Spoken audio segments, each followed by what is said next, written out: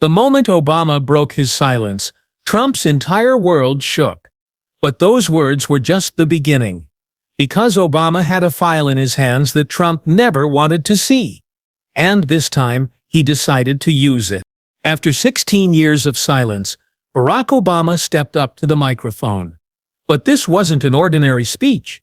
At the private gathering in Chicago, he was addressing only an elite audience of 200 people. Cameras off, recording devices banned. Just Obama, a microphone, and the truths he had kept hidden for years. Some truths need time, Obama said, fixing his gaze on the back of the room. Others wait for the right moment.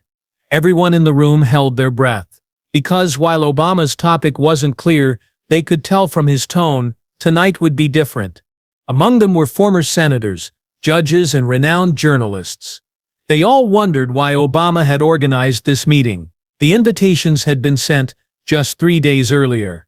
Only one sentence was written on them. We need to talk about the future of democracy. When Obama took the stage, he had a brown file in his hand, thick, old, and stamped with classified. Everyone in the room was looking at that file. Obama placed it on the table and began to speak. In 2016, Obama said, "We saw how one man disregarded American democracy. That man is running again now, and I can no longer remain silent." The room was electrified. No one thought Obama planned to openly mention Trump's name, but Obama hadn't even started yet. "In that file," he said, pointing to the brown folder, "we have information we've been collecting since 2015. FBI reports, CIA analysis, special investigator documents. Have you read them all? Because I have." Former FBI Director James Comey shifted in his seat. He had prepared most of those documents. Obama continued. Donald Trump's relationships with Russian oligarchs weren't just business. They were personal, financial, and they threatened our national security. Obama's voice began to rise. "In 2016, we tracked money coming from the Kremlin. In 2017, we saw suspicious transfers at Deutsche Bank. Obama stopped. A voice rose from the room. "Why didn't you reveal these then?" Obama turned. The questioner was CNN's former correspondent Anderson Cooper. Obama smiled. But it was a bitter smile. "Because then I thought the system would work. I thought justice would prevail. I was wrong." Obama opened the file. The first page was a document written in Cyrillic letters. This document is from 2015. Internal correspondence from the Kremlin. It shows Trump was part of Operation Golden Bird, a plan developed by Russian intelligence to influence American elections. The room fell into silence. Obama turned the page. "This is also records of the secret meeting held at Trump Tower, June 20. Trump Jr., Kushner, Manafort, and 3 Russian agents. They didn't just talk about Hillary's emails, they also planned for the 2020. A journalist stood up. "If these documents are real, why doesn't the Mueller report include them?" Obama's face darkened. "Because Mueller wasn't allowed to see them. These documents could only be read in the Oval Office. And when I took office," Obama paused. "When I took office, most had been destroyed." Comey stood up. "Mr. President, do you have other evidence to support these claims?" Obama pulled out a photograph from the file. This photo was taken at Trump's private dinner at Mar-a-Lago. At the table are Trump, Putin's right-hand man Dmitry Peskov, and Victor Bout. The room stirred. Victor Bout was the arms trafficker known as the Merchant of Death. There had been a prisoner exchange between Russia and the U.S. Bout was in prison at that time, Obama said. "But this photo looks a lot like him. And if it really is him..." Obama didn't finish his sentence. But everyone in the room understood. If it was proven that Trump had dinner with an international criminal at his favorite club, this wasn't just a political scandal, it was a national security crisis. Obama pulled out another document from the file. This is also Trump's tax returns, the real ones, 2015-2020 period. A report prepared by the IRS Special Unit. The room seemed electrified. Trump's tax records had been a matter of curiosity for years. According to these documents, Obama said, Trump received $47 million from Russian companies in 2018, $23 million from China, $31 million from Saudi Arabia. Obama paused and looked around, all of this during his presidency. He took money directly from foreign countries. Former Treasury Secretary Timothy Geithner stood up. How did you obtain these documents? Obama smiled. The IRS commissioner was someone I appointed at the time. Before his term ended, he put this file in a safe place. When Trump fired him, he reached out to me.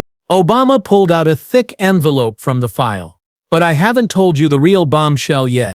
The room was completely silent. Everyone was looking at Obama. Trump's plan not to accept defeat in the 2020 elections wasn't just spontaneous anger, it was a pre-planned, coordinated coup attempt. Obama opened the envelope. A CD came out.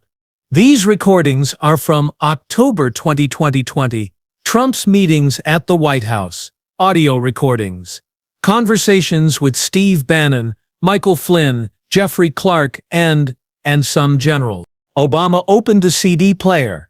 Trump's voice filled the room. If we lose, we won't accept that we lost.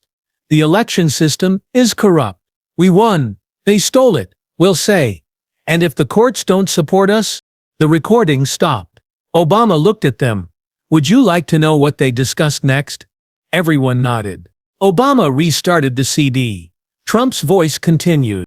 If the courts don't support us, we'll declare martial law. We'll put the army on the streets. And we'll dissolve Congress. It's our constitutional right. The room was frozen. If these recordings were real, Trump's January 6th events were just the beginning. His real plan was much bigger. Obama closed the CD. These recordings are in the Secret Service archives. Trump doesn't know about them. But the recording system is automatic. Every Oval Office meeting is recorded. Former Supreme Court Justice Stephen Breyer stood up. Can these recordings be used as evidence in court? Obama nodded. Yes, and they will be used soon. As Obama was preparing to close the file, he pulled out one more document, a small, yellowed piece of paper. This is also a note written by Trump's personal doctor, Harold Bornstein, about Trump's health condition, his real condition. Obama read the note. It has been observed that Mr. Trump shows early signs of Alzheimer's, experiences short-term memory loss, and frequently loses touch with reality. I believe he is unfit for the presidency. The room was shocked. If this report was real, Trump's mental state in 2016 was full of serious questions. Obama stepped away from the microphone. That's why I'm here today. These documents exist. These truths are known. But the system isn't working. Justice isn't being served. Obama closed the file again. In 2024, Trump will run again. And these documents will come to light. But before it's too late, the public needs to know. The room began to applaud standing up. But Obama raised his hand. I don't want applause. I want action. Copies of these documents are in all your emails. You know what you need to do. As Obama left the stage, he left the file on the table. Anyone who wants to take it can. But they'll also take responsibility for it. The meeting was over. But the real war was just beginning. The next morning, the Washington Post headline read, Obama's historic accusation against Trump, I have evidence. New York Times, former president's bombshell, Trump's secret Russian connections documented. CNN breaking news. Obama-Trump planned coup attempt. Audio recordings available. But the real shock was in Trump's reaction. Trump posted 37 messages on Truth Social that morning. The first at Liar Obama on stage again. Fake documents. Fake news. Fake president. I have worse documents about him. 6:15 a.m. Obama's own children are not children. CIA files should be revealed. 6:23 a.m. Hillary's emails, Obama's lies, Biden's crimes, all will be exposed. But the most shocking message came at, I know Obama had me wiretapped in 2015. He ordered the FBI. My phones, my office, even my wife was listened to.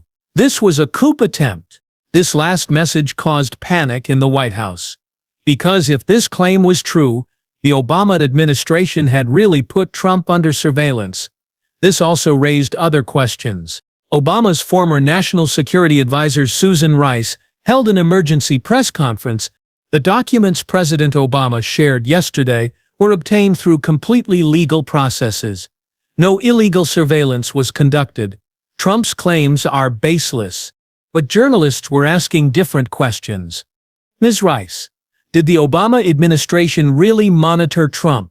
Why are these documents coming out 8 years later?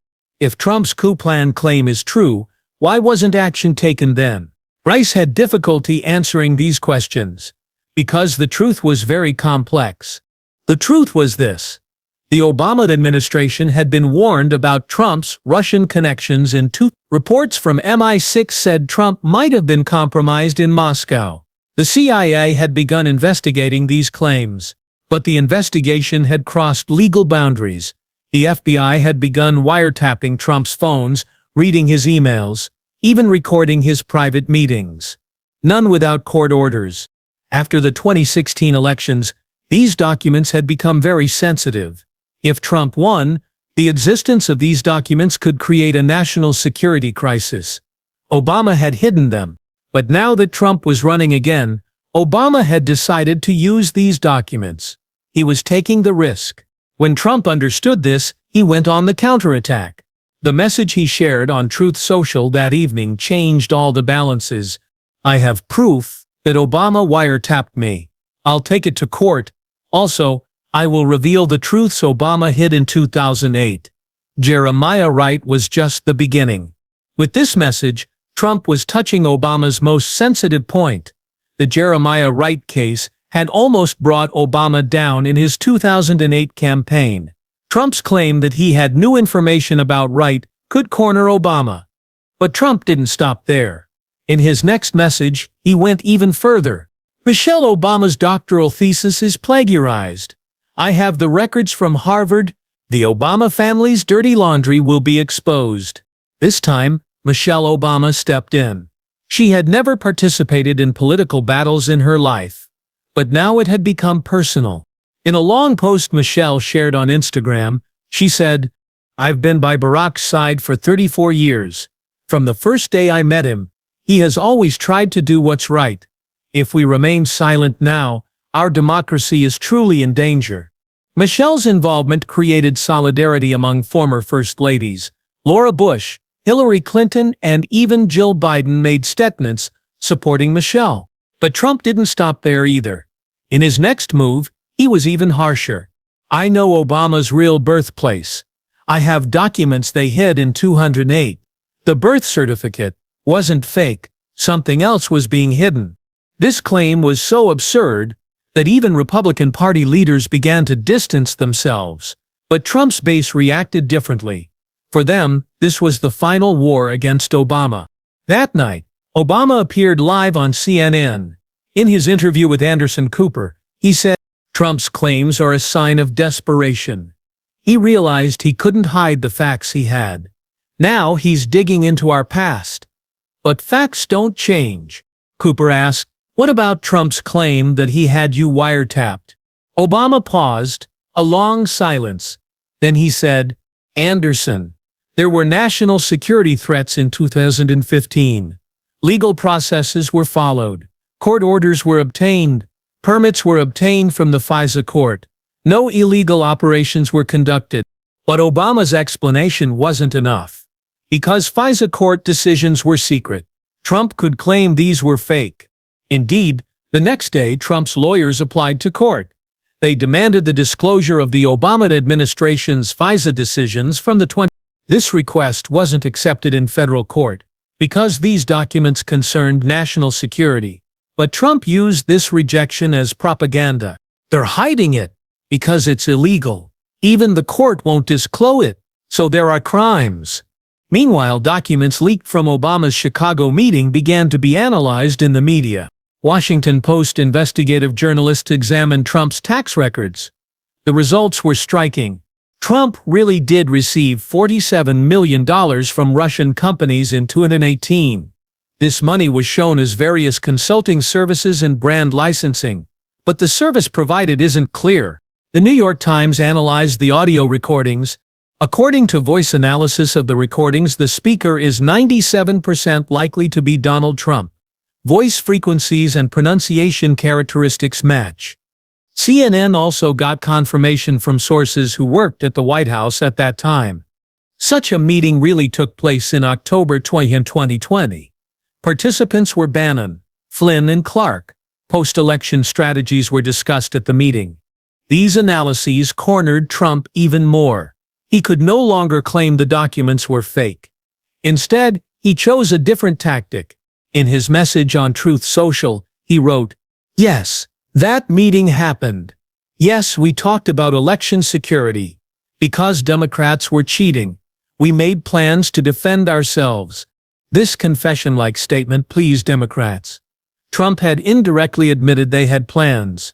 House Speaker Nancy Pelosi held an emergency press conference. You heard Trump's confession from his own mouth. He planned to destroy democracy in 2020. He also tried to implement this plan. January 6th was just one step. Pelosi continued. As the House, we're starting a new investigation into Trump. These documents will be forwarded to the Department of Justice. Trump's campaign team panicked. Obama's move was unexpected and effective. Trump's reactions only made the situation worse. Trump's advisors suggested he be less active on social media. But Trump didn't listen. He continued to post dozens of messages every day. A week later, Obama made his second move. This time, he gave an interview on 60 Minutes on CBS. He had new documents in his hands. "The documents I shared last week were just the beginning," Obama said. Trump's illegal activities weren't limited to Russia. Obama opened a new file. These documents show Trump's relationships with Saudi Arabia. Secret agreements made with the Crown Prince and, according to the documents, Trump had taken a commission for a $2 billion arms sale from Saudi Arabia. This commission had been deposited into Trump Organization's secret account in the Cayman Islands. "This isn't just corruption," Obama said. "This is treason. As president, you can't take money from foreign countries." But Obama's biggest bombshell came at the end of the interview. "I also know Trump's 2024 plans," Obama said. "If he realizes he can't win, he's preparing to flee the country before the elections." Obama showed a plane ticket to the camera. "This is Trump's private jet reservation for November 2024 to Russia. One way to Moscow." This claim was so shocking that even CBS reporters were surprised. "Where did you get this information?" asked Leslie Stahl. Obama smiled. "Trump's own pilot is a friend of mine." After the interview aired, Trump's reaction wasn't delayed. But this time it was different. Instead of angry messages, he quietly held a press conference. At the meeting at Mar-a-Lago, Trump said, "Obama's claims are completely false. I have no plan to flee to Russia. That ticket is fake. But the fact that Obama illegally wiretapped me is real." Trump continued, "If Obama claims the documents he has are real, then I'll also share the documents I have." Trump touched the file on the table. This file contains records of illegal surveillance conducted by the Obama administration in 2016. They monitored not just me but other Republican candidates too. Trump's claim was this: the Obama administration had put all Republican candidates under surveillance in the 2016 elections. Ted Cruz, Marco Rubio, Jeb Bush. All their phone and email records had been collected by the NSA. If this claim was true, Obama had put not just Trump, but the entire opposition under surveillance. This was an event bigger than even the Watergate scandal. Trump pulled out a document from the file. This is the NSA's internal memo from titled Republican Primary Candidate Surveillance Operation. The document looked real. NSA logo, classification marks, everything was in place. According to this document, Trump said, Obama gave orders to the NSA in March 20 to monitor all Republican candidates' communications. Trump pulled out another document. This is also the CIA's report about Ted Cruz, prepared during his presidential campaign. The report detailed Cruz's Canadian birth, his wife's Goldman Sachs connections, and his relationships with conservative foundations. Why did they prepare this report? Trump asked. Because they were looking for information that would damage Cruz's campaign. Trump also revealed the last document. Marco Rubio's personal financial records, obtained from the IRS, detailed income expense analysis, Rubio's house mortgage, his children's school fees, his wife's shopping records. Trump said, they monitored everything. Why? Because he was a political rival.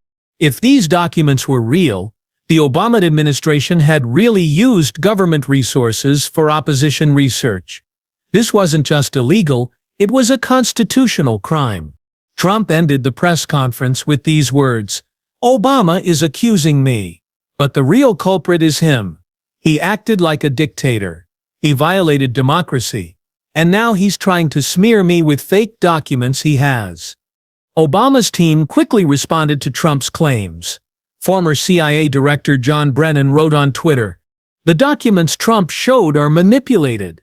The NSA never conducted such an operation. These documents are deep fake." But Trump's documents were very convincing. It was difficult to prove they were fake. This situation galvanized the Republican Party. Ron DeSantis, Tim Scott, Vivek Ramaswamy, all Republican candidates made statements supporting Trump. DeSantis wrote on Truth Social, "If the Obama administration really conducted opposition surveillance, this is the biggest scandal in American history. Full investigation needed." The Democratic Party was split in two. Some continued to support Obama, but some also said Trump's claims needed to be investigated. Senator Joe Manchin announced, "Both sides' claims are serious. An independent commission should be established. Both Obama's and Trump's documents should be examined." This proposal received bipartisan support. The Senate voted 67-33 to establish a special commission. Retired Supreme Court Justice Anthony Kennedy was chosen as commission chairman. It was decided that the commission would examine both Obama's and Trump's documents and prepare a report within 6 months. But Trump and Obama didn't wait for this decision. Both continued the media war. Obama appeared on The Tonight Show.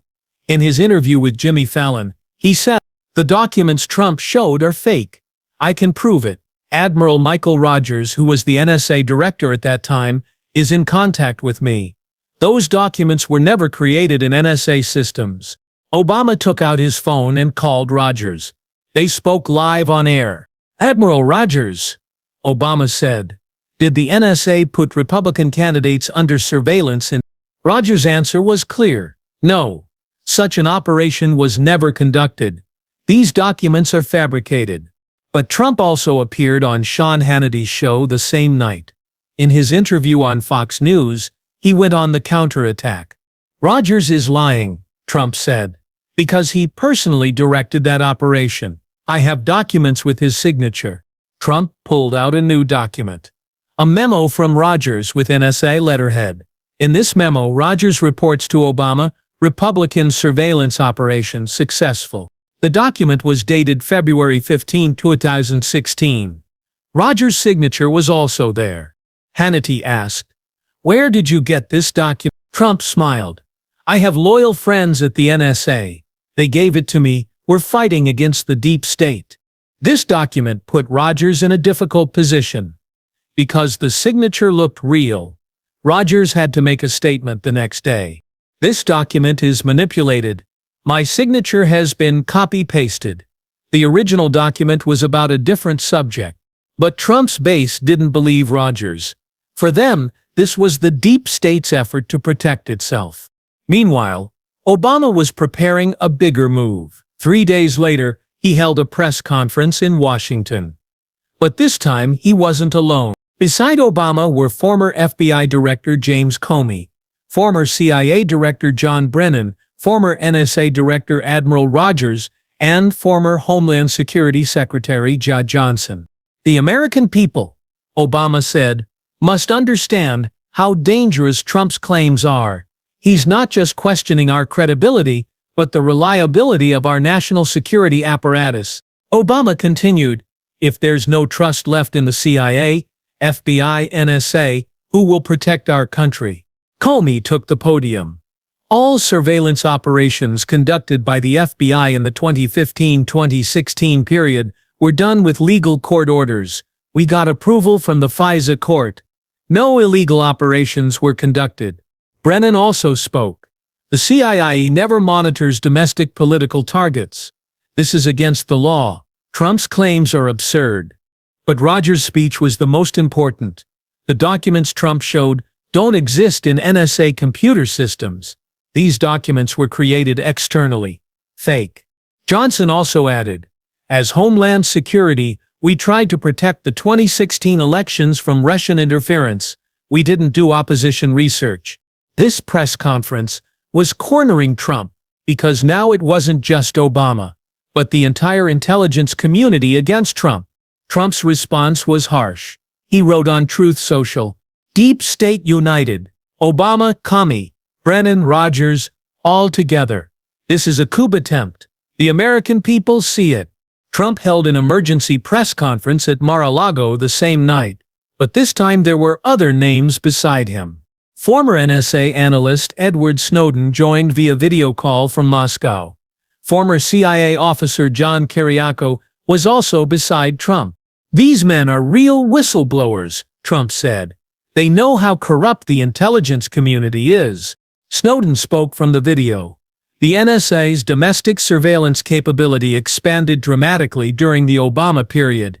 Technically, it's possible to monitor Republican candidates.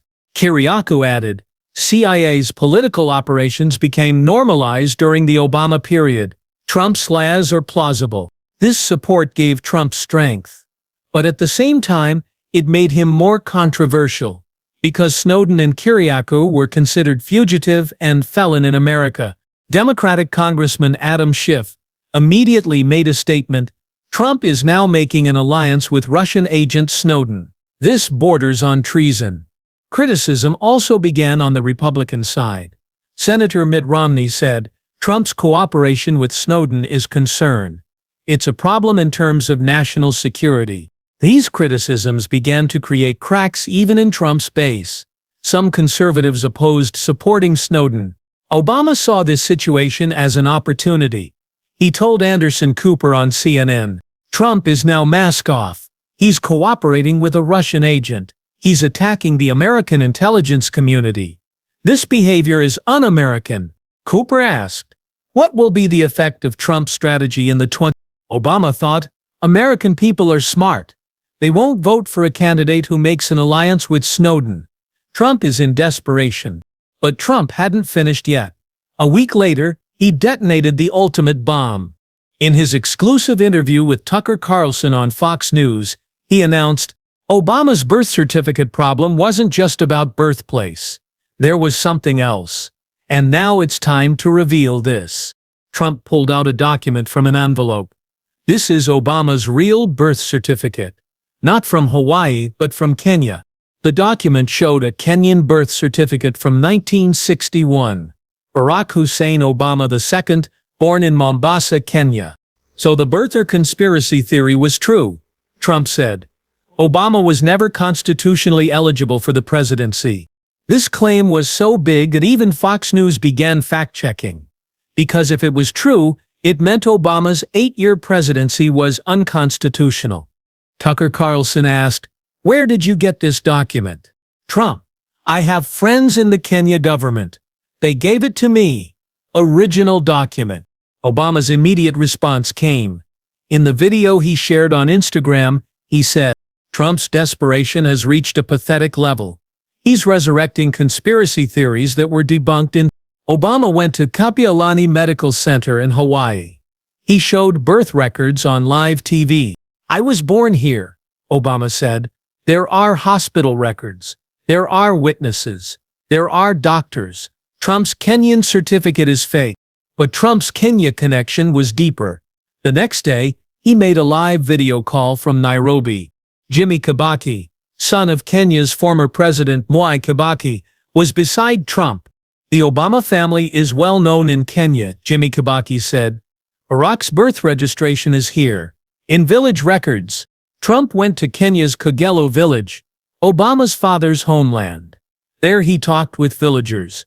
An elderly woman, Sarah Obama, Obama's step-grandmother, told Trump, Barack was born here.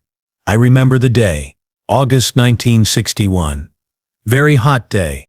This conversation was in Kiswahili. It was done through a translator.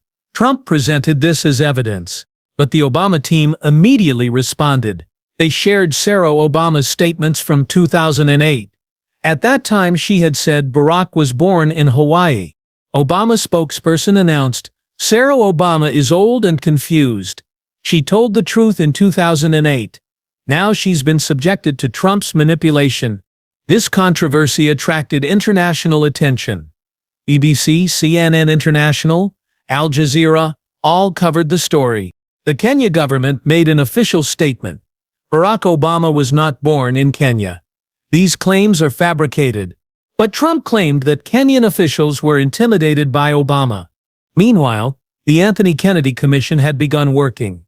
They were subjecting both Obama's and Trump's documents to forensic analysis. The first findings were surprising. 80% of Obama's documents about Trump turned out to be authentic. 70% of Trump's documents about Obama were fabricated or manipulated, but 30% were authentic. This also showed that the Obama administration had really conducted some questionable activities. The Kennedy Commission's interim report was very balanced.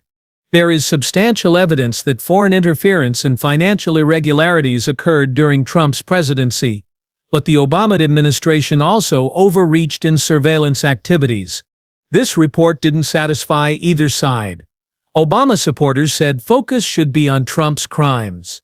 Trump supporters argued that Obama's surveillance overreach should be investigated.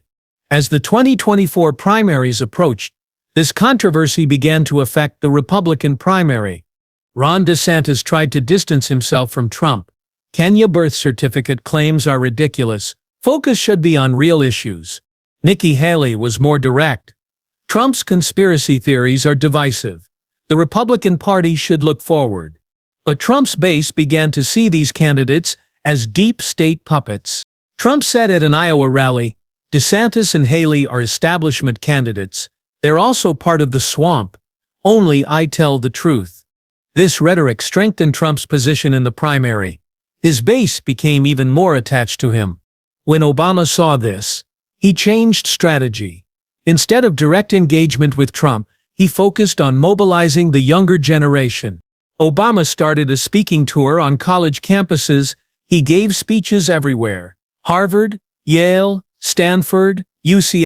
In his speech at UC Berkeley, he said, "Your generation will save democracy. You'll separate truth from lies. You'll stand against conspiracy theories." Students welcomed Obama with a standing ovation. But Trump supporters organized counter-protests on campuses. Clashes occurred at Berkeley. Police had to use tear gas. 15 people were arrested. These incidents gave Trump ammunition. Obama is provoking violence. He's manipulating students. Dangerous precedent. Media coverage was mixed. Liberal outlets supported Obama. Conservative outlets blamed the violence on Obama. This polarization began to affect the 2024 general election. Polls showed very close between Trump and Biden, but Obama's young voter mobilization was effective. Democratic registration in the 18-29 age group was dramatically increasing. Trump developed his own youth strategy to counter this. He began working with influencers on TikTok. He made appearances on podcasts. He gave a 3-hour interview on Joe Rogan Experience. It became the most watched political podcast, 50 million views. In the interview, Trump used a more moderate tone. He soft-pedaled his extreme claims. "I didn't fully investigate the Obama birth certificate issue," he said. "Maybe I'm wrong. But surveillance issues are real." This tone shift was part of Trump's general election strategy. After winning the primary, he was moving to the center. Obama saw this as a dangerous development. He said on CBS 60, "Trump is now acting moderate. But we've seen the real Trump. He has authoritarian tendencies. He's a threat to democracy." The 2024 election season would be contentious at an unprecedented level. The Obama versus Trump proxy war continued. Meanwhile, the Kennedy Commission was preparing its final report. After a 6-month investigation, comprehensive findings would be published. The content of this report could dramatically affect the election. Both camps were anxiously awaiting the results. Trump wrote on Truth Social, "Kennedy Commission is unbiased. Truth will come out. Obama's crimes will be exposed." Obama said in his statement, "We will respect the Commission's findings, but we trust the judgment of the American people." The final showdown was approaching. The process that began with Obama's Chicago meeting had reached a critical point that would determine the future of American democracy. New revelations continued to emerge during the investigation. The Kennedy Commission had access to both Obama's and Trump's private documents. The Commission's forensic experts made surprising discoveries. Deep analysis of the audio recordings on the CDs Obama shared at his Chicago meeting showed that some portions were artificially enhanced. Technical expert Dr. Sarah Mitchell wrote in her report, "There are digital manipulation traces in the audio files. Some conversations have been conjugated. The original context may have been changed." This finding shocked the Obama camp, because this meant Obama's strongest evidence was compromised. Trump immediately exploited this development. "Obama's audio tapes are fake. Manipulated, digital forgery. I was telling the truth." But the Commission's investigation also found irregularities in Trump's documents. The metadata of the NSA memos was inconsistent. Creation dates had been modified later. Dr. Robert Chen, the Commission's digital forensics lead, reported, "There are temporal anomalies in Trump's NSA documents. File creation times don't match actual NSA protocols." This discovery put the Trump camp in a defensive position. Now both sides' credibility was under question mark. The Kennedy Commission took a very careful approach in this situation. In their interim reports, they wrote, "The authenticity of evidence presented by both parties is questionable. Additional investigation is needed to determine complete truth." This inconclusive finding frustrated the public. People wanted clear answers, but the Commission was giving ambiguous results. The media cycle began to profit from this uncertainty.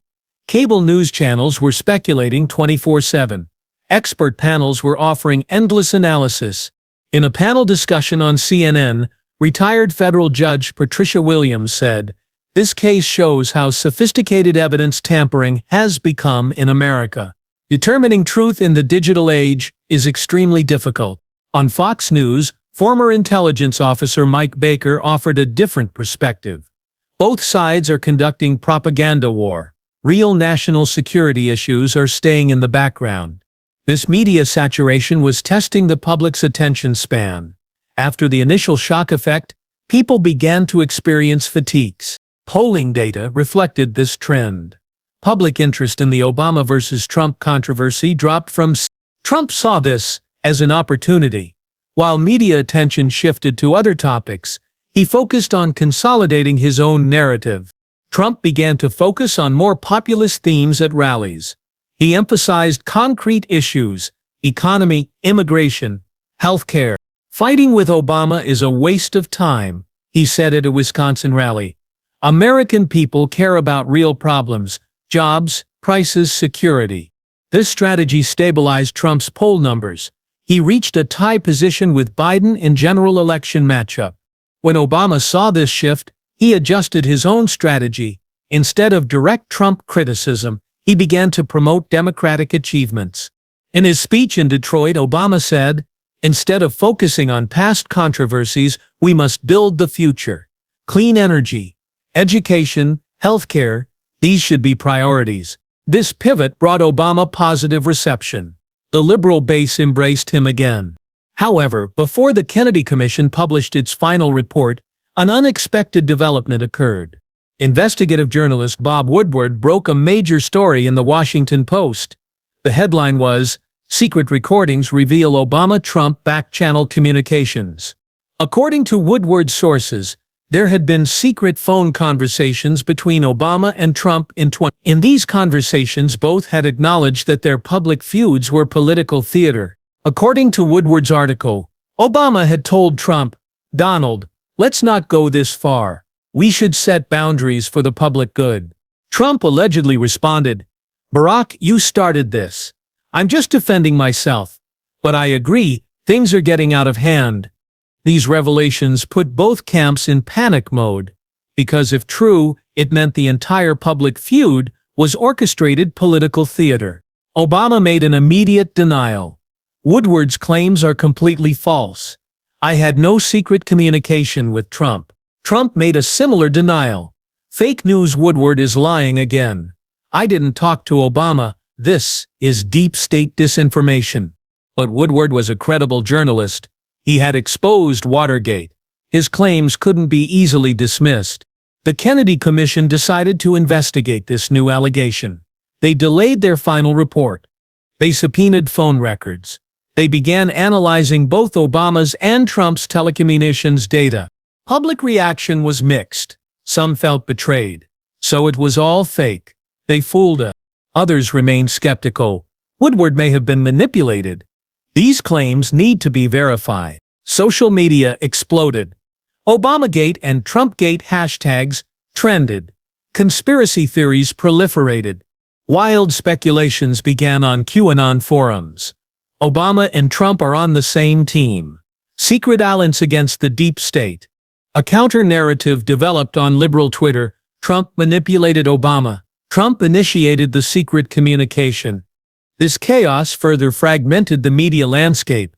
Determining objective truth became increasingly difficult. The Kennedy Commission came under pressure. The public was demanding conclusive answers, but the evidence was contradictory. Commission members experienced internal disagreement. Conservative members tended to blame Obama. Liberal members focused on finding fault with Trump. Chairman Anthony Kennedy tried to maintain a neutral position. The Commission's mission is to find truth. We must set aside political considerations. The investigation was extended for another 3 months. Additional witnesses were interviewed. Technical experts conducted more sophisticated analysis. This delay affected the 2024 election timeline.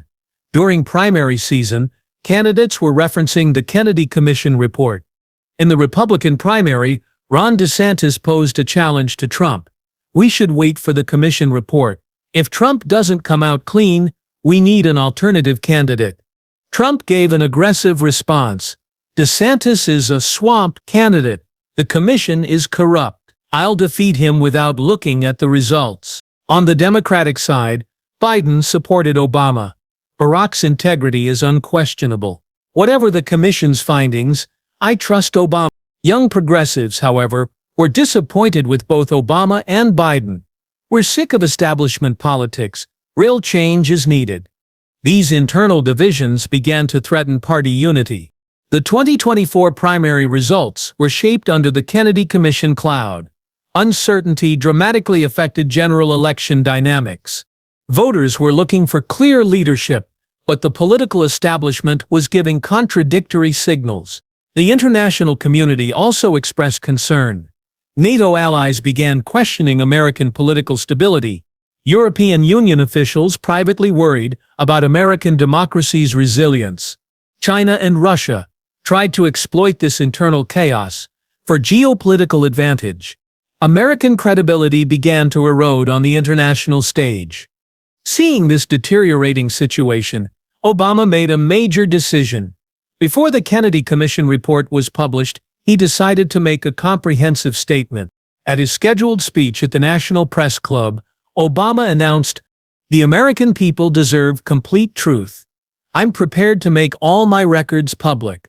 Trump should do the same." This bold move cornered Trump. If he didn't accept, he would look like he was hiding something. Trump responded on Truth Social, "Obama finally agrees to transparency. I will also release all documents. Let the truth prevail." This mutual agreement gave the Kennedy Commission a new mandate. Now they had to manage a comprehensive disclosure process. Public anticipation reached peak level. An unprecedented transparency exercise was about to begin. Media organizations made massive coverage plans. Teams prepared for document analysis. Civil rights organizations began monitoring both sides. They advocated for ensuring a fair process.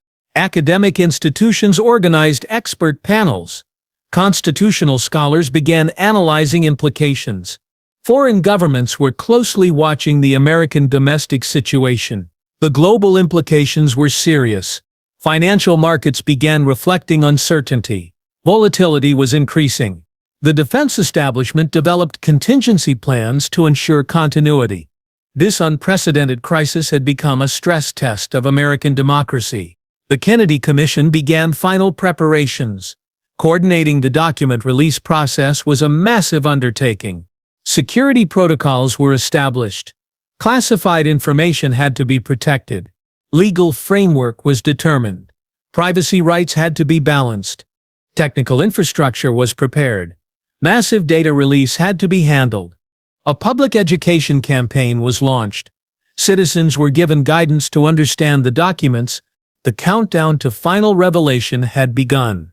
The American people were preparing for a historic truth moment. Obama and Trump's decade-long rivalry had reached its climax.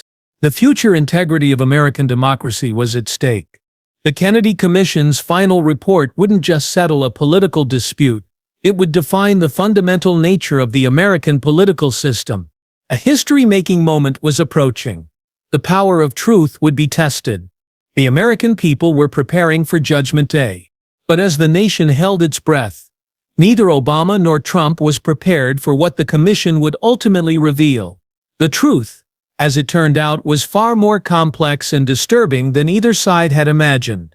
The final Kennedy Commission report, released on a gray Thursday morning in October 2024, contained 47 pages of findings that would shake the very foundations of American politics.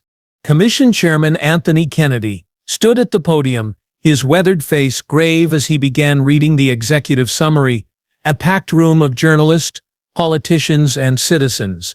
After 18 months of exhaustive investigation, Kennedy began. This commission has uncovered evidence of systematic manipulation of truth by multiple parties, foreign interference at unprecedented levels, and a deliberate campaign to undermine public trust in democratic institutions. The room fell silent. Our findings show that while former President Obama possessed legitimate evidence of foreign interference and financial irregularities during the Trump presidency, some of this evidence was enhanced or manipulated to strengthen its impact. Similarly, documents presented by former President Trump contained both authentic elements and sophisticated forgeries designed to deflect attention from his own activities. Kennedy paused, letting the weight of his words sink in. However, our most disturbing discovery concerns a third party that has been orchestrating and amplifying this conflict for their own purposes. The revelation that followed would change everything. A sophisticated disinformation network, traced back to a consortium of foreign intelligence agencies and domestic bad actors, had been feeding false information to both Obama and Trump camps, deliberately escalating their conflict to destabilize American democracy. The so-called leaked audio recordings, the mysterious documents, even some of the most explosive claims from both sides, many were products of this orchestrated campaign. Kennedy continued.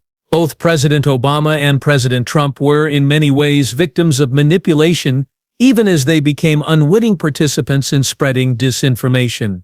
The commission had uncovered a web of deception that included deepfake audio technology used to create some of the most damaging recordings, sophisticated document forgery operations run from servers in 3 different countries, coordinated social media campaigns designed to amplify division, financial incentives provided to key sources to make increasingly explosive claims, infiltration of both political camps by operatives feeding false information. As Kennedy concluded his presentation, the immediate reaction was stunned silence, followed by an eruption of questions from the press corps. But perhaps the most significant moment came when both Obama and Trump, watching from separate locations, simultaneously realized they had been played. Obama, watching from his office in Washington, immediately called his former chief of staff. "Get me a secure line to Mar-a-Lago," he said quietly. Trump, watching from his private study, turned to his aide. I need to speak with Obama. Now, 20 minutes later, for the first time in years, Barack Obama and Donald Trump spoke directly to each other. The conversation, later revealed to last 47 minutes, covered their mutual realization that they had been manipulated, their shared concern for American democracy, and their agreement to work together to expose the true perpetrators of the deception. Barack Trump was heard saying in a recording that would later surface, "We've been fighting each other while the real enemy was laughing at us both." Donald Obama replied, "For once, we're in complete agreement." The alliance that formed that day between these two former adversaries would become one of the most unlikely partnerships in American political history, united in their determination to protect the democratic system they had both served and both, unknowingly, had been manipulated into attacking. The Kennedy Commission's final revelation had done more than expose a conspiracy. It had demonstrated that in an age of sophisticated disinformation, even the most prominent political figures could become pawns in a larger game designed to destroy public trust in democratic institutions.